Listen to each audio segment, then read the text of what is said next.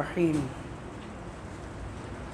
قل اوحی الی انہ استمع نفر من الجن فقالوا انا سمعنا قرآنا عجبا یہدی الی الرشد فآمنا به ولن نشرک بربنا احدا صدق اللہ العظیم۔ اللہ رب العزت نے سورہ جن کے اندر جناتوں کا تذکرہ فرمایا ہے۔ آج جو ہے 29واں پارہ آخر کا آدھا پڑھا گیا ہے، اس میں سورہ جن کی تلاوت کی گئی۔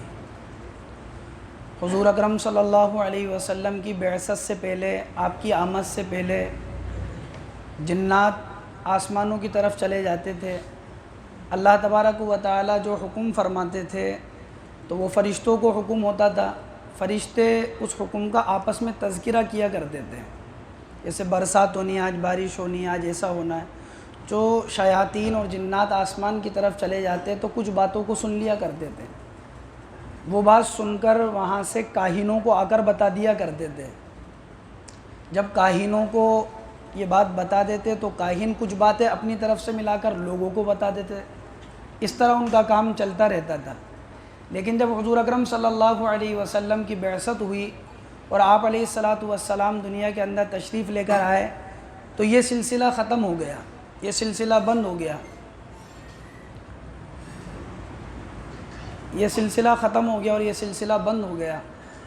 پھر جنات کا، شیاطین کا آسمان کی طرف جانا بند ہو گیا۔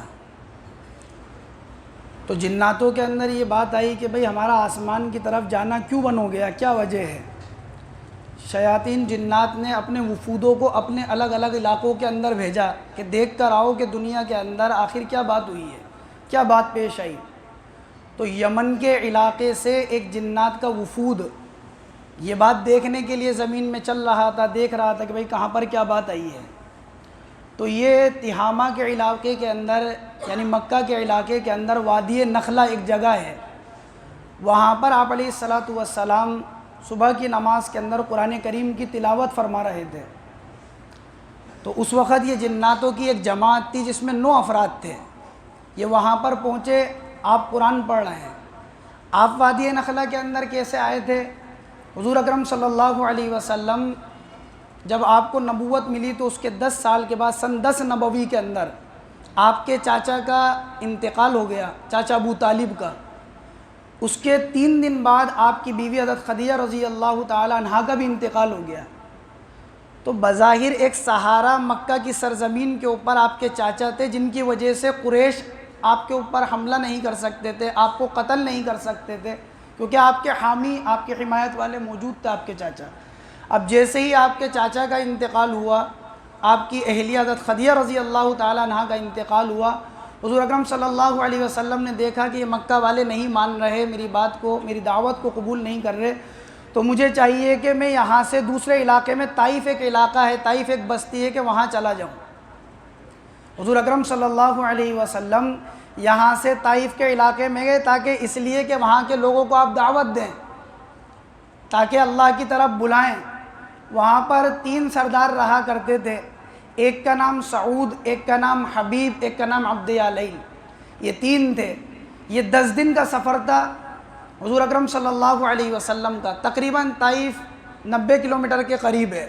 یہ آپ علیہ السلام نے مکہ سے پیدل سفر کیا ہے، صرف آپ کے ساتھ زید ابن حارثہ ہیں اور کوئی نہیں ہے، 2 شخص ہیں، ایک اللہ کے نبی، ایک زید ابن حارثہ ہیں۔ آپ وہاں پر پہنچے، 10 دن کا یہ سفر ہے۔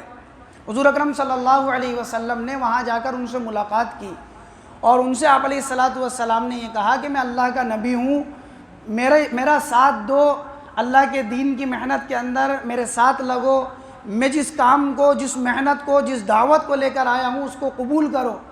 تو ان تینوں نے بڑے عجیب جواب دیے اور بڑی عجیب آپ علیہ السلام کے ساتھ معاملہ کیا۔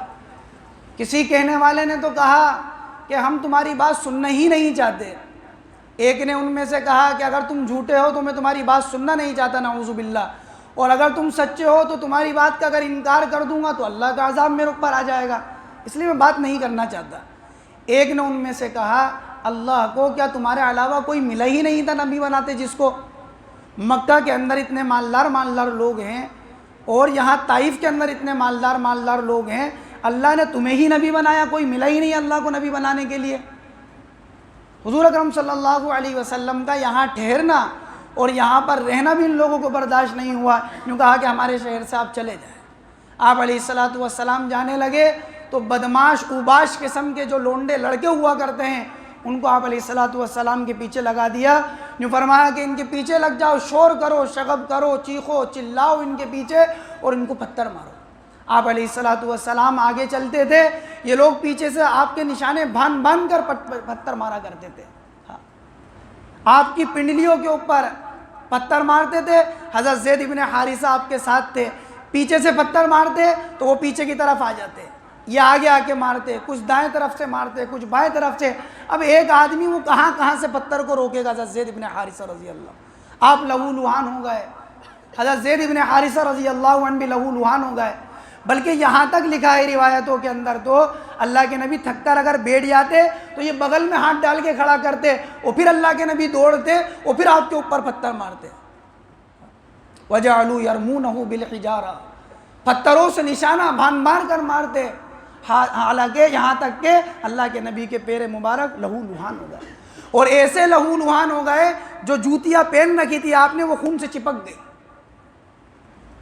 آپ علیہ السلام تھکے ہوئے بھاگتے ہوئے آپ علیہ السلام ایک باغ کے اندر پہنچے، وہاں کچھ ٹھنڈا سانس لیا، یہ لوگ واپس لوٹ گئے۔ حضور اکرم صلی اللہ علیہ وسلم یہاں پر بیٹھے ہیں، اور یہاں پر بیٹھنے کے بعد آپ علیہ السلام کا حضرت زید بن حارثہ نے چہرہ دھلایا، خون دھلایا، بس آپ کی کیا کیفیت تھی اس وقت اس کو بیان نہیں کیا جا سکتا۔ کائنات کی سب سے عظیم شخصیت ہے اور امتی ان کے اوپر پتھر برسا رہے ہیں۔ آپ علیہ السلام کی زبان مبارک پر یہ الفاظ تھے، اللہم اشکو الیک ضعف قوتی وقلت حیلتی وہوانی علی الناس، اے اللہ یہ تو نے مجھے کس کے حوالے کر دیا؟ اے اللہ میں تجھی ہی سے فریاد طلب کرتا ہوں اس بات کی، میری کمزوری کی، میرے بے سر و سامان کی، اے اللہ تو نے مجھے کن کے حوالے کر دیا؟ جو مجھے دیکھ کر منہ چڑھاتے ہیں، جو مجھے دیکھ کر میرے اوپر حملہ کرتے ہیں، اے اللہ تیرے علاوہ کسی سے نہیں کہہ سکتا، نہ میں مکہ میں جا سکتا ہوں وہاں خون کے پیاسے ہیں، میرے قتل کا مشورہ ہو چکا ہے، نہ میں طائف میں جا سکتا ہوں وہاں کے لوگوں نے مجھے دوڑایا ہے، میرے اوپر پتھر برسائے ہیں، اے اللہ یہاں بیٹھا ہوں اب کیا کروں، میرا تو کوئی نہیں تیرے سوا، اے اللہ تو ہی بے یاروں کا مددگار ہے اور تو ہی مستضعفین کا رب ہے۔ آپ علیہ السلام نے یہ دعا کرنی تھی اور آپ کی آنکھوں سے آنسو جاری تھے آپ علیہ السلام کے، آپ اللہ کے سامنے کہہ رہے تھے، اللہ اگر تم مجھ سے ناراض نہیں ہے تو پھر مجھے کسی کی کوئی پرواہ نہیں ہے، بس تو راضی رہنا چاہیے۔ اللہ تبارک و تعالیٰ نے حضرت جبریل کے ساتھ پہاڑوں کے فرشتوں کو بھیجا، قد بعث اللہ الیک ملک الجبال، آپ کے پاس اللہ تعالیٰ نے پہاڑوں کے فرشتے کو بھیجا، اس نے سلام کیا، اللہ کے نبی سے فرمایا کہ اللہ کے نبی اگر آپ کہیں تو یہ دونوں پہاڑوں کو ملا دیا جائے اور ان کو یہاں نیست و نابود کر دیا جائے، بس آپ اپنی زبان سے کہیں اللہ کے نبی ایک مرتبہ۔ آپ علیہ السلام نے فرمایا نہیں، مجھے یہ امید ہے کہ ان کی پشتوں میں سے، ان کی صلبوں میں سے اللہ ایسے لوگوں کو پیدا کریں گے جو اللہ کی عبادت کرنے والے ہوں گے اور اللہ کے ساتھ کسی کو شریک نہیں کریں گے۔ آپ نے بد دعا نہیں دی، آپ نے فرمایا مجھے امید ہے ان کی پشتوں میں سے ایسے لوگ ہوں گے جو اللہ کی عبادت کریں گے۔ اللہ کے نبی یہاں بیٹھے تھے، اتنے کے اندر آپ کے جانی دشمن مکہ کے عتبہ اور شیبہ دونوں بھائی ہیں، یہ انہی کا باغ تھا، ایک پیڑ کی چھاؤں میں بیٹھے تھے آپ، ان کو ترس آیا اللہ کے نبی کے اوپر، حالانکہ یہ دشمن ہے جانی، ترس آیا، لہو لہان ہو رہے ہیں، ہماری قوم کے ہیں۔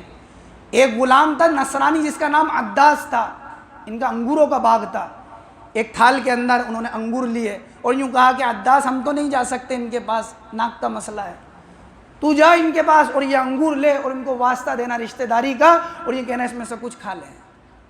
آپ علیہ السلام کے پاس وہ عداس غلام جو تھا نصرانی وہ انگور لے کر آئے، اللہ کے نبی علیہ السلام نے انگور کو توڑ کر بسم اللہ الرحمن الرحیم کھا کر جیسے ہی آپ نے کھانا شروع کیا، بسم اللہ الرحمن الرحیم پڑھ کر جیسے ہی آپ نے کھایا ہے تو اس نے عداس نے غلام نے کہا آپ تو ایسی بات کہہ رہے ہیں یہاں پر مکہ میں کسی سے نہیں سنی، میں نے اللہ کا نام لے رہے ہیں میں نے کسی سے نہیں سنا۔ اللہ کے نبی نے فرمایا تم کہاں کے ہو؟ انہوں نے کہا کہ میں نینوا کا ہوں۔ فرمایا یہاں کے یونس بن متہ میرے بھائی تھے، فرمایا آپ کیسے جانتے ہیں یونس بن متہ کو؟ فرمایا وہ بھی اللہ کے نبی تھے، حضرت یونس علیہ السلام، میں بھی اللہ کا نبی ہوں، وہ بھی جو بات کہا کرتے تھے وہی بات میں کہتا ہوں۔ عداس نے آپ کے ماتھے کو چوما، آپ کے ہاتھوں کو چوما، آپ کے پیر کو چوما اور یوں فرمایا اشہدو انک محمدن عبدہ ورسولہ، میں گواہی دیتا ہوں آپ اللہ کے بندے اور اس کے رسول ہیں۔ یہ عداس واپس آیا عتبہ اور شیبہ کے پاس، میں نے کہا کہ تو کیا کر رہا تھا؟ کبھی ہاتھ چوم رہا تھا، کبھی پیر چوم رہا تھا، کیا بات ہے، تو ایسا کیوں کر رہا تھا؟ ہم تو یہ سمجھتے ہیں کہ تیرا دین سب سے زیادہ اچھا ہے۔ فرمایا نہیں، میرے دین سے زیادہ اچھا دین ان کا ہے۔ ہماری کتابوں میں ہم نے دیکھا ہے آخری نبی آئیں گے اور وہ صفات ان کے اندر موجود ہے۔ عداس دور رہے اس انسان سے۔ عتبہ اور شیبہ نے کہا کہیں تو یہ تیرے دین سے نہیں پھیر دے۔ آپ علیہ السلام کا یہ واقعہ تھا طائف کا۔ اسی موقع پر فجر کی نماز میں آپ علیہ السلام حضرت زید ابن حارثہ دونوں ساتھ ہیں، وادی نخلا کے اندر اللہ کے نبی نماز پڑھ رہے ہیں۔ بعض کتابوں میں لکھا سورہ رحمان کی تلاوت کر رہے تھے، الرحمن علم القرآن خلق الانسان علمہ البیان الشمس والقمر بحسبان۔ اور یہ جناتوں کی ایک جماعت جو یمن سے آئی تھی اللہ کے نبی کے قرآن کو سن رہی ہے۔ اللہ کے نبی نے ان کو نہیں دیکھا اور انہوں نے آپ علیہ السلام کے قرآن کو سنا، حضور کا قرآن سنا اور ایمان لے کر آ گئے۔ اللہ تعالیٰ انہی کا تذکرہ کر رہے ہیں، قُلْ أُوحِيَ إِلَيَّ أَنَّهُ اسْتَمَعَ نَفَرٌ مِّنَ الْجِنِّ فَقَالُوا إِنَّا سَمِعْنَا قُرْآنًا عَجَبًا۔ میری طرف یہ وحی کی گئی، آپ ان سے کہیں لوگوں سے کہ جناتوں کی ایک جماعت نے قرآن کریم کو سنا ہے اور انہوں نے کہا إِنَّا سَمِعْنَا قُرْآنًا عَجَبًا، اے ہماری قوم ہم نے تو عجیب قرآن سنا ہے، یہدی الی الرشد فآمنا بہ، ہمیں سیدھے راستے کی طرف بلایا جاتا ہے، ہم تو ایمان لے کر آ گئے۔ یہ نو کے نو ایمان والے ہو گئے تھے جنات۔ وَلَن نُشْرِكَ بِرَبِّنَا أَحَدًا، ہم اللہ کے ساتھ کسی کو بھی شریک نہیں کریں گے۔ وَأَنَّهُ تَعَالَى جَدُّ رَبِّنَا، وہ اللہ جو قدرت والا ہے، وہ اللہ جو عظمت اور پاکی اور بڑائی والا ہے۔ فرمایا وَأَنَّهُ تَعَالَى جَدُّ رَبِّنَا مَا اتَّخَذَ صَاحِبَةً وَلَا وَلَدًا، اس اللہ کی کوئی بیوی نہیں ہے، کوئی بیٹا نہیں ہے، اس اللہ وہ تو تنہا تنہا ہے۔ وَأَنَّهُ كَانَ يَقُولُ سَفِيهُنَا عَلَى اللَّهِ شَطَطًا، اور لوگ تو اللہ کے لیے کچھ بھی بولا کرتے ہیں۔ ہم تو یہ سوچتے تھے کہ انسان اور جنات اللہ کے اوپر جھوٹ نہیں بول سکتا۔ وَأَنَّا ظَنَنَّا أَن لَّن تَقُولَ الْإِنسُ وَالْجِنُّ عَلَى اللَّهِ كَذِبًا وَأَنَّهُ كَانَ رِجَالٌ مِّنَ الْإِنسِ يَعُوذُونَ بِرِجَالٍ مِّنَ الْجِنِّ فَزَادُوهُمْ رَهَقًا۔ اور ہم تو یہ دیکھ رہے ہیں کہ انسان جناتوں کی پناہ لے رہا ہے اور اس وجہ سے جناتوں میں اور سرکشی آ رہی ہے۔ یہ کیا مطلب؟ کہ زمانہ جاہلیت کے اندر جب مکہ والے کہیں سفر کرتے تو کسی ریگستان کے علاقے میں جب رکتے تو وہاں پر یہ کہا کرتے تھے اعوذ بہذا الوادی، اعوذ بعظیم ھذا الوادی من الجن، کہ اس وادی کے سب سے بڑے سردار جو جناتوں کا سردار ہے ہم اس سے پناہ چاہتے ہیں، اس کی پناہ میں آتے ہیں، یہ کہا کرتے تھے۔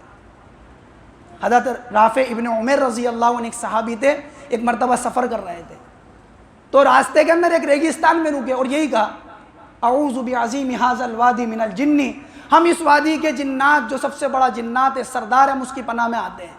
یہ سو گئے، لیٹ گئے، خواب کے اندر دیکھتے ہیں کہ ایک آدمی ہے ان کے اونٹ کو ذبح کر رہا ہے، یہ فوراً اٹھے، دیکھا کہ اونٹ تو موجود ہے، کوئی بھی نہیں ہے اس کے پاس، پھر سو گئے۔ پھر خواب میں دیکھتے ہیں کہ ایک آدمی ہے ان کے اونٹ کو ذبح کر رہا ہے، پھر انہوں نے اٹھ کر دیکھا تو کوئی نہیں ہے، سو گئے۔ پھر تیسری مرتبہ پھر ایسا ہی ہوا، خواب کے اندر دیکھتے ہیں کوئی آدمی ان کے اونٹ کو ذبح کر رہا ہے، فوراً کھڑے ہوئے، دیکھا تو دیکھا کہ اونٹ تڑپ رہا ہے، ادھر دیکھا ادھر دیکھا تو دیکھا کہ ایک آدمی جس کو خواب میں دیکھا ایک نوجوان، وہ ایک ہتھیار اور چھری لے کر کھڑا ہوا ہے اونٹ کو ذبح کرنے کے لیے، اور اونٹ تڑپ رہا ہے۔ اور ایک بزرگ آدمی، انہوں نے اس آدمی کا، اس جوان کا ہاتھ پکڑ رکھا ہے، وہ روک رہا ہے کہ اونٹ کو ذبح مت کرے۔ اتنے میں 3 گائے آئی سامنے، جنگلی گائے، جنگلی جانور۔ یوں فرمایا کہ اس نے کہا اس بوڑھے آدمی نے کہ ان میں سے ایک کو لے لے، ان 3 میں سے ایک کو لیا اور وہ نوجوان چلا گیا۔ حضرت رافع ابن عمر نے کہا تم کون ہو اور تم کیا کہہ رہے ہو، یہ کون تھا؟ یوں فرمایا انہوں نے کہ دیکھ وہ زمانہ چلا گیا، بات سن دھیان سے، جس زمانے کے اندر تم یہ کہا کرتے تھے ہم اس وادی کے سب سے بڑے جنات سے پناہ لیتے ہیں، وہ وقت چلا گیا، بے وقوف مت بن رافع، بلکہ اب یوں کہا کرو اعوذ باللہ رب محمد من حول ھذا الوادی، کہ ہم تو اللہ کی پناہ چاہتے ہیں جو محمد صلی اللہ علیہ وسلم کے رب ہیں۔ حضرت رافع ابن عمر نے کہا محمد صلی اللہ علیہ وسلم کون ہے؟ انہوں نے کہا تمہیں نہیں معلوم، جاؤ یثرب کے علاقے میں، مدینے کے علاقے کے اندر، یہ وہاں گئے رافع ابن عمر اور وہاں پر اللہ کے نبی کے پاس گئے تھے، بیٹھے، آپ نے فرمایا رافع کیا تیرے ساتھ گزشتہ رات ایسا معاملہ ہوا ہے؟ فرمایا آپ کو کیسے پتہ لگ گیا؟ فوراً کہا اشہد ان لا الہ الا اللہ و اشہد ان محمدًا عبدہ و رسولہ۔ سہیل بن عبداللہ کہتے ہیں کہ میں ایک جگہ پر موجود تھا، میں نے دیکھا کہ ایک بوڑھا شخص ہے، بہترین قسم کا جبہ پہن رکھا ہے، اس آیت کی تفسیر میں لکھی ہیں ساری باتیں، بہترین قسم کا جبہ پہننا، قبلے کی طرف رک کر کے نماز پڑھ رہا ہے۔ نماز کے بعد میں اس کو جبے کو دیکھ رہا ہوں، وہ کہنے لگا تم کیا دیکھ رہے ہو؟ کیا میرے جبے کی رونق کو دیکھ رہے ہو؟ فرمایا ہاں میں یہی دیکھ رہا ہوں۔ فرمایا یہ جبہ میرے بدن پر 700 سال سے ہے۔ کتنے سال سے؟ 700 سال سے ہے۔ فرمایا کون ہو تم؟ کہا کہ میں حضرت عیسیٰ کے زمانے میں تھا، جنات میں سے تھے۔ کہا میں حضرت عیسیٰ کے زمانے میں تھا، میں نے حضرت عیسیٰ کا زمانہ پایا اور ان کی زیارت بھی کی، اور میں نے جناب رسول اللہ صلی اللہ علیہ وسلم کا زمانہ بھی پایا، آپ کی زیارت بھی کی، اور میں ان 9 جناتوں میں سے ہوں جو یمن کے علاقے سے آئے تھے، جن کا تذکرہ اللہ نے اس آیت میں کیا ہے، قُلْ أُوحِيَ إِلَيَّ أَنَّهُ اسْتَمَعَ نَفَرٌ مِّنَ الْجِنِّ، جناتوں کی جماعت نے آپ کا قرآن سنا۔ فرمایا ان 9 جناتوں میں سے ایک میں بھی تھا۔ اسی طرح اللہ رب العزت اسی پارے کے اندر سورہ مزمل کے اندر اللہ رب العزت حضور اکرم صلی اللہ علیہ وسلم کی صفت بیان کرتے ہیں، یا ایھا المزمل قم اللیل الا قلیلا نصفہ او انقص منہ قلیلا، اے چادر کو اوڑھنے والے نبی اپنے چادر کو اٹھائیے۔ دوسری جگہ فرمایا یا ایھا المدثر قم فانذر وربک فکبر، اے چادر کو اوڑھنے والے نبی اپنی چادر کو اٹھائیں، کھڑے ہو اور لوگوں کو ڈرائیں اللہ کے احکام سے۔ کہ کیا مطلب چادر کو اٹھانے کا؟ اللہ کے نبی جب غار کے اندر تھے اور پہلی وحی نازل ہوئی غار حرا میں، وہ جو حضرت جبریل آئے تھے اور آپ کو دبایا، آپ پسینہ پسینہ ہو گئے تھے، تو آپ نے اس وقت یہ الفاظ کہے تھے حضرت خدیجہ سے، زملونی زملونی، خدیجہ مجھے چادر اڑا دے، مجھے چادر اڑا دے۔ 2.5 سال سے 3 سال تک آپ پر کوئی وحی نازل نہیں ہوئی، 5 آیت کے علاوہ اقرأ بسم ربک الذی، اس کے علاوہ کوئی وحی نازل نہیں۔ تو آپ علیہ السلام ایک مرتبہ بازار میں جا رہے تھے، فَإِذَا رَفَعَ رَأْسَهُ، آپ نے اپنے سر کو اٹھایا اور آپ نے دیکھا کہ زمین اور آسمان کے درمیان میں ایک کرسی ہے، اور وہ فرشتہ جو غار کے اندر آیا تھا وہ اس کرسی پر بیٹھا ہے۔ آپ کے واپس وہی کیفیت، پسینہ پسینہ ہو گئے۔